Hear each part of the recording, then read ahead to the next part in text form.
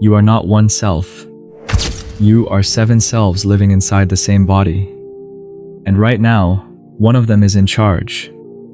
And you probably don't know which one. Ibn Arabi spent decades mapping the human soul. What he found was that the ego self, what the Quran calls the nafs, moves through 7 distinct stages. Most people live and die at stage 1 or 2, never knowing the others exist. Some reach stage 3 or 4 and assume they've arrived. Very few reach stage 7, where the self becomes so transparent to divine light that calling it a self starts to break down. Today, I'm going to walk you through Ibn Arabi's complete map, and by the end, you'll know exactly where you are. You've been trying to change yourself for years. You make intentions in Ramadan and slip back before the month is out. You feel the pull towards something higher, and then watch yourself act from somewhere lower. You're not broken. You're not uniquely weak. You are experiencing what every human soul experiences when it's moving. And the reason it keeps happening is that no one ever showed you the map. Ibn Arabi didn't describe the soul's journey as a straight line from sin to purity. He described it as a gradual remembering. 7 degrees of forgetting and returning to who you actually are. At stage 1, you've completely forgotten. At stage 7, you've completely remembered. The Quran doesn't name all 7, but it names the ones that matter most. And in naming them, it confirms that this is not a spiritual theory. It's a description of what's already happening inside you, whether you've noticed or not. Allah does not describe the nafs in stages by accident. Stage 1 is the commanding self. The Quran describes it directly. Indeed, the soul commands to evil. This is the self that is entirely identified with its desires and has no capacity to stand apart from them. When it wants something, it takes it. When an impulse arises, it acts on it. There is no gap between the urge and the action. Ibn Arabi was precise about something people misunderstand here. The person at this stage isn't necessarily doing obviously terrible things. They may pray, give charity, observe fasts, but it's entirely transactional. They worship because they want something from it, paradise, or the avoidance of punishment. The defining quality isn't what they do. It's that they have no awareness of the mechanism driving them. The tragedy Ibn Arabi identified is this. The person at this stage doesn't know they're imprisoned. They think their desires are their authentic voice. They think their reactions are reasonable. Breaking out of this stage requires a shock, a loss, a crisis, a moment of seeing yourself clearly and being disturbed by what you see. That disturbance is the first movement of the soul towards something higher. Stage 2 is the self-accusing soul. The Quran names this one too, and swears by it. I swear by the self-accusing soul. Something has shifted. The person has developed the capacity to observe their own behavior and condemn it. This is both a liberation and a particular kind of pain. The person at stage 2 sins, feels genuine guilt, makes resolutions, breaks them. They repent sincerely, then find themselves doing the exact same thing days later. Ibn Arabi said, "Most religious people are here. They are sincere. They cry in prayer. They want to be better.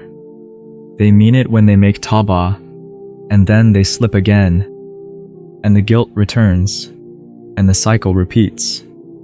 The danger of this stage is that the self-accusation can become a comfortable identity. There's a subtle pride in being someone who keeps trying and failing, but at least keeps trying. Some people become attached to the cycle itself.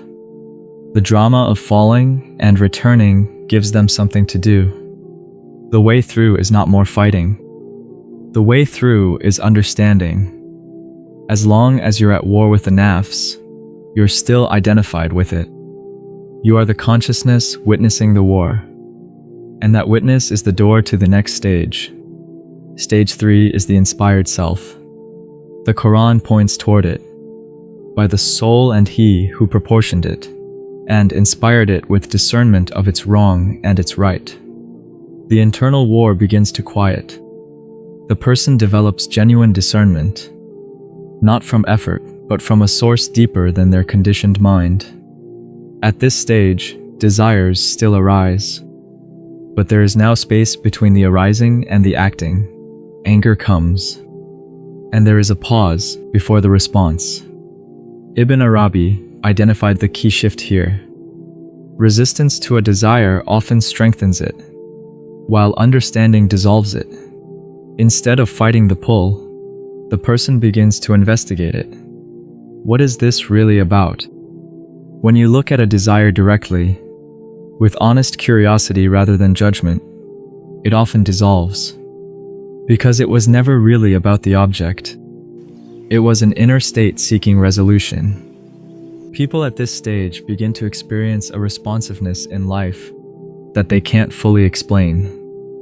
They need something and it appears. They have a question and the answer comes through an ordinary moment. The danger here is spiritual pride. The struggle has quieted. Life is flowing. Guidance is arriving. It becomes easy to think you've arrived. But Ibn Arabi said stage 3 is where many seekers stop, because the higher stages demand a deeper loss of self, and stage 3 is comfortable. Stage 4 is the tranquil soul. This is the first stage the Quran explicitly praises. O tranquil soul, return to your Lord, well-pleased and well-pleasing. At this stage, the person has achieved genuine inner peace. Not the peace of winning battles, but the peace of alignment. The commands of the deen are no longer external impositions. They are internal inclinations. Prayer is what the person wants. Patience is their natural response. Generosity flows from them without effort. Ibn Arabi described this as the death of the reactive self. At earlier stages, life pushes and you push back. At stage 4, things happen, and the response comes from a deep, calm center. Someone insults you, and instead of anger, there is just clarity about how to respond. You lose something, and instead of panic, there is trust and practical action. The person at this stage has internalized the divine attributes deeply enough that they manifest naturally, not as performance, but as character. This is still a self, a refined, purified, beautiful self. But there is still an I, here making statements about its own peace. The higher stages dissolve even that. Stage 5 is the pleased soul. At this stage, the person stops having preferences about what happens to them, not in a passive or defeated way. From genuine recognition that what Allah decrees is better than what they would have chosen. Someone at this stage receives devastating news, and their response is authentic gratitude, not performed acceptance, real appreciation for the divine wisdom inside the difficulty. They have seen through the veil that divides apparent good from apparent bad. Ibn Arabi was careful to distinguish this from spiritual bypassing. Grief is still present when someone dies. Pain is still felt when the body is hurt. The human feelings remain. But underneath them is an unshakable ease with whatever has been decreed. The feelings are like weather passing through. The sky itself remains clear. The praise of Allah in all circumstances is no longer a phrase. It is a lived reality. Stage 6 is the pleasing soul. If stage 5 is being pleased with Allah, stage 6 is Allah being pleased with you. The Quran describes both together. Allah is pleased with them, and they are pleased with Him. At this stage, the person no longer has personal agendas, not even spiritual ones. They don't act to accumulate good deeds or to maintain a state. They act the way a tree produces fruit, because it is their nature, not their effort. Ibn Arabi described these souls as often hidden. They live ordinary lives. A shopkeeper, a farmer, a mother. But through them, something of divine grace moves into the world. When they speak, their words carry something that cannot be explained by the words alone. The paradox Ibn Arabi named is this: the person has stopped trying to please Allah, and that is precisely why Allah is pleased with them. When there is still a you doing the trying, duality remains. At stage 6, the duality has collapsed. Their wanting and Allah's will have become indistinguishable. Stage 7 is the perfected soul. Ibn Arabi was the first to clarify that perfected does not mean finished. It means so utterly surrendered that the self has become transparent, a clear mirror in which divine light reflects without distortion. The question of who you are has been answered in a way that dissolves the question. At this stage, the person is simultaneously nothing and everything. No independent will, no separate identity, no permanent self, and yet the full weight of human consciousness concentrated in a single point of presence. They are a wave that knows it is the ocean. Ibn Arabi taught that this cannot be reached through effort. Effort implies someone making effort toward a goal, and that is precisely what stage 7 dissolves. What remains when all seeking stops, when all becoming ceases, that is what stage 7 reveals. And what it reveals is that you were already it. Now here is what Ibn Arabi said to actually do with this. Look honestly at what motivates your worship. If it's fear of consequence or desire for reward, you are at stage 1 or 2. And that is not a condemnation. It is a starting point.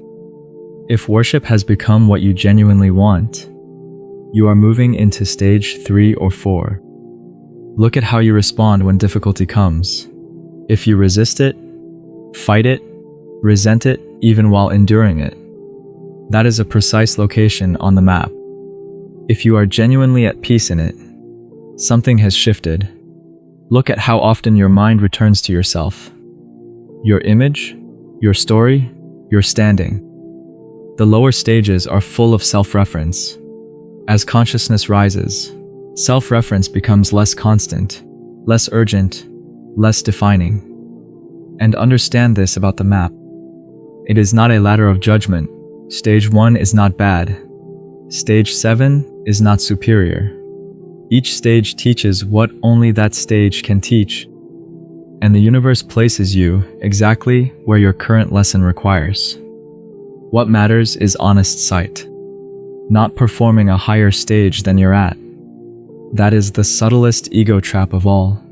Just seeing clearly where you are, understanding what keeps you there, and taking one step. Ibn Arabi's final word on this was simple. The 7 stages are not 7 different selves. They are 7 degrees of forgetting and remembering who you actually are. At stage 1, you have completely forgotten. At stage 7, you have completely remembered. Every step between them is the gradual awakening from the sleep of separation into the recognition of what you have always been. May Allah raise each of us through His mercy, not by our striving alone, but by His grace, which reaches us before we even know how to ask for it.